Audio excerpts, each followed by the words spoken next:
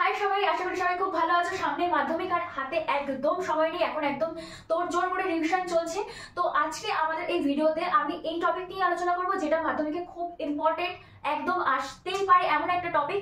আর খুব ভালো করে এটা প্র্যাকটিস করতে হবে তোমাদেরকে। ক্রোমোজোমের গঠন। ক্রোমোজোমের গঠন কিন্তু এবারের মাধ্যমিক পরীক্ষায় খুবই ইম্পর্টেন্ট, আসার কিন্তু খুব চান্স রয়েছে। তাহলে ক্রোমোজোমের যে চিত্রটা রয়েছে, যে ডায়াগ্রামটা রয়েছে, সেটা ভালো করে এঁকে প্র্যাকটিস করবে, প্রত্যেকটা পার্ট ভালো করে দেখে নেবে। তাহলে চলো আজকে সেইটাই ভালো করে দেখিয়ে দিই। একদম ইজি ভাবে তোমাদেরকে এঁকে দেখিয়ে দিচ্ছি, যেটাতে একদম ফুল ছাক্কা নাম্বার উঠবে। তাহলে আগে আমি একটা ক্রোমোজোম এঁকে নিই, ঠিক আছে? আমি এখানে একটা ক্রোমোজোম এঁকে নিয়েছি। ক্রোমোজোমের মধ্যে এটা হচ্ছে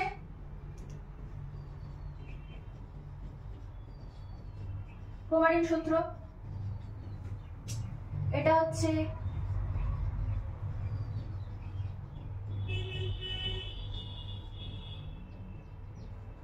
ক্রোমাটিড, সরি এটা হচ্ছে ক্রোমোমিয়া।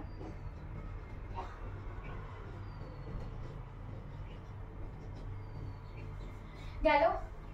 এবার আমরা ক্রোমোজোমের মধ্যে এই যে বাহু দেখতে পাচ্ছি, এই বাহুর এখানে আমরা একটা কাল্পনিক একটা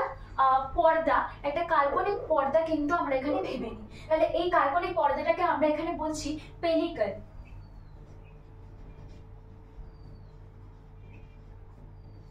পেলিকেল, ঠিক আছে? এই পেলিকেলের নিচে আমি এখানে এই জায়গাটাকে বলছি সেন্ট্রোমিয়ার।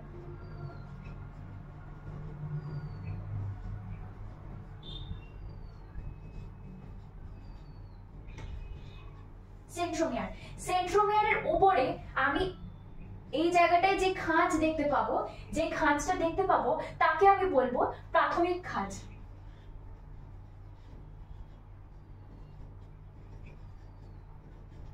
ঠিক আছে? এই সেন্ট্রোমিয়ারের উপরে আমি যে খাঁজ দেখতে পাবো তাকে আমরা বলবো প্রাথমিক খাঁজ। আর এই প্রাথমিক খাঁজ ছাড়া ক্রোমোজোমের বাকি পুরো দেহে যে কোনো যদি অন্য কোনো খাঁজ থাকে, তাহলে আমরা তাকে বলবো গৌণ খাঁজ। আমি এখানটাতে হচ্ছি গেল। গৌণ খাঁজের নিচে একদম শেষ যে অঞ্চল তাকে আমরা বলবো স্যাটেলাইট অঞ্চল।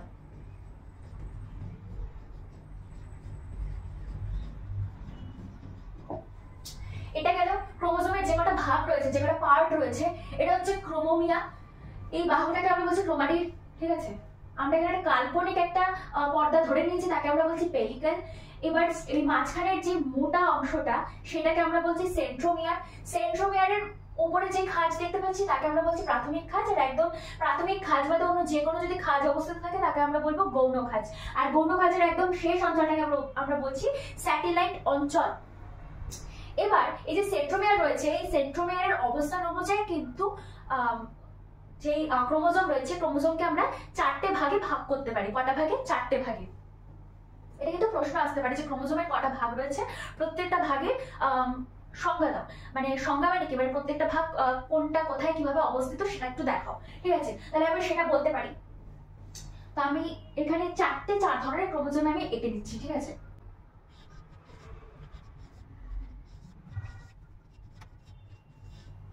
এখানে আমি চার ধরনের ক্রোমোজোম কিন্তু এঁকে নিয়েছি। মানে সেন্ট্রোমিয়ারের অবস্থান অনুযায়ী ক্রোমোজোমে সেন্ট্রোমিয়ারের অবস্থান অনুযায়ী ক্রোমোজোমকে আমরা চারটি ভাগে ভাগ করতে পারি। সেই চারটি ভাগ কি কি? প্রথমটা দেখে নেব। প্রথমে সেন্ট্রোমিয়ারটি আমি দেখতে পাচ্ছি যে ক্রোমোজোমের দুই বাহু কিন্তু মধ্যবর্তী, একদম সেন্টারে অবস্থান করছে, তাই তো? একদম সেন্টারে, একদম মাঝখানে অবস্থান করছে। তাহলে আমরা একে কি বলবো? আমরা একে বলবো মেটাসেন্ট্রিক।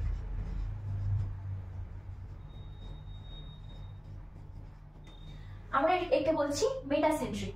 সেকেন্ড ছবিটা দেখতে পাচ্ছ, সেকেন্ড ছবিতে কিন্তু একদম মাঝ বরাবর নেই। আমি এখানে দেখিয়ে দিচ্ছি, দেখো একদম মাঝখানে থেকে কিন্তু একটু উপরে উঠে গেছে। এটা উপরেও সরতে পারে, নিচেও সরতে পারে, সেটা ম্যাটার করছে না, সরছে। মাঝ বরাবর নেই, মাঝ বরাবর থেকে একটুখানি সরে গেছে, তাই জন্য আমরা এটাকে বলছি সাব মেটাসেন্ট্রিক।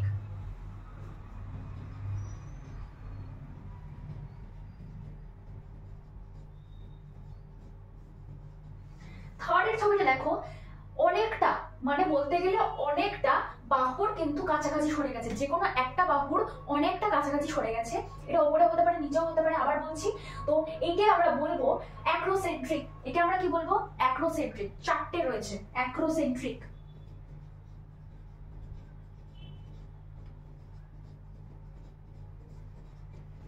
অ্যাক্রোসেন্ট্রিক গেল। এবার আসবো একদম লাস্টেরটা। লাস্টেরটায় কি রয়েছে? লাস্টেরটা রয়েছে যে যদি মানে সেন্ট্রোমিয়ার ক্রোমোজোমের যে কোনো একটা বাহুর প্রান্তে অবস্থান করে, মানে উপরেও হতে পারে বা নিচেও হতে পারে, দুই মেরুর একদম প্রান্তে অবস্থান করে, তখন তাকে আমরা বলবো টেলোসেন্ট্রিক, অর্থাৎ টেলে অবস্থান করছে। ঠিক আছে, টেলোসেন্ট্রিক।